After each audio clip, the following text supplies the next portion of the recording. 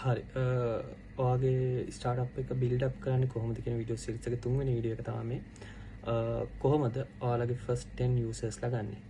ගොඩක් බිස්නස් වල තියෙන ප්‍රශ්නයක් තමයි ස්ටාර්ට් වල තියෙන ප්‍රශ්නයක් තමයි තමන්ගේ ෆස්ට් 10 කස්ටමර්ස් නැත්නම් යූසර්ස්ලා ඔන්බෝඩ් කරගන්නේ කොහොමද කියන එක. පළවෙනි එක තමයි ඔයාලට පළවෙනි කස්ටමර්ස්ලා 5-10 ඩිජිටල් ෆෝම් එකෙන් හෙවි ඇඩ්වර්ටයිසින් කරලම ගන්න ඕනේ නැහැ. ඔයාලගේ පළවෙනි කස්ටමර්ස්ලා 10 දෙනා ඔයාගේ හොඳම යාළුවා වෙන්න පුළුවන්. ඔයාගේ කලින් වැඩ කරපු තැනවල බොස්ලා වෙන්න පුළුවන්. ඔයාලා කලින් දන්න කෝපරේට් ස්ටේජ් එකේ ඉන්න කට්ටිය වෙන්න පුළුවන්. මුලින්ම කරන්න ඕන ඔයාලට පුළුවන් හැම කන්ටැක්ට් එකක් මාර්ගෙන්ම ඔයාගේ ප්‍රොඩක්ට් එක ගැන එයාලව දැනුවත් කරන්න. දැනුවත් කරන්න කියන්නේ ලින්කින් මැසේජ් එකක් දාන්න.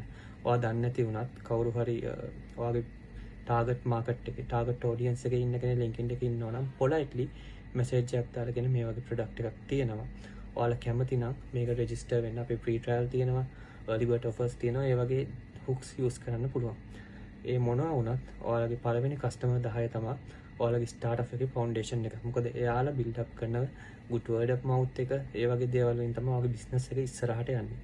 මොකද ට්‍රස්ට් එක බිල්ඩ් අප් වෙන්නේ මුල් කස්ටමර්ස්ලා 5-10ට ඔයා ට්‍රීට් කරන විදිය.